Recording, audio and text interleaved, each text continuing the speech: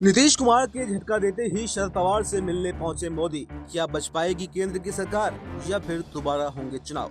जी हाँ, नमस्कार। Next 9 news पर आपका बहुत बहुत स्वागत है। और इस वक्त की सबसे बड़ी खबर आ रही है यहाँ पर केंद्र सरकार को लेकर। जी हाँ, नीतीश कुमार एक बार फिर से पलटी मारते हुए दिखाई दे सकते हैं, क्योंकि जैसे ही बिहार के चुनाव नजदीक आते जा रहे हैं तो लगातार ये खबरें आ रही हैं कि नीतीश कुमार बिहार चुनाव से पहले एनडीए का दामन छोड़ सकते हैं और इंडिया गठबंधन में जा सकते हैं, क्योंकि लगातार वो बीजेपी से नाराज दिखाई दे रहे हैं। वैसे में सबसे बड़ी खबर निकलकर सामने ये आ रही है कि नीतीश कुमार के जाने का अब बीजेपी को भी पता चल गया है कि नीतीश कुमार जाने वाले हैं। ऐसे में अपनी केंद्र की सरकार को बचाने के लिए बीजेपी ने अब दूसरी रणनीति चलना शुरू कर दिया है, क्योंकि दरअसल आपको बताएं कि 21 फरवरी को एक सभा में शरद पवार और नरेंद्र मोदी जी की मुलाकात हुई। उसमें ये देखा गया कि किस तरह से नरेंद्र मोदी जी जो हैं शरद पवार को पुचकारते हुए नजर आते हैं। यानी कि पहले तो उनकी कुर्सी खींचते हैं, उनको बिठाते हैं, उसके बाद में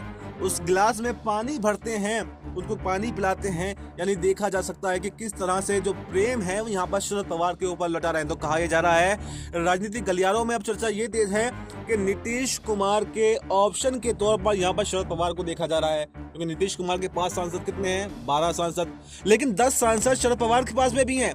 अगर नीतीश कुमार 12 सांसदों को लेकर जाते हैं तो इसका रिप्लेसमेंट अब शरद पवार कर सकते हैं, क्योंकि शरद पवार के पास में 10 सांसद हैं। अगर 10 सांसदों को लेकर शरद पवार यहाँ पर एनडीए में अगर आ जाते हैं तो बीजेपी की सरकार केंद्र में बनी रहेगी।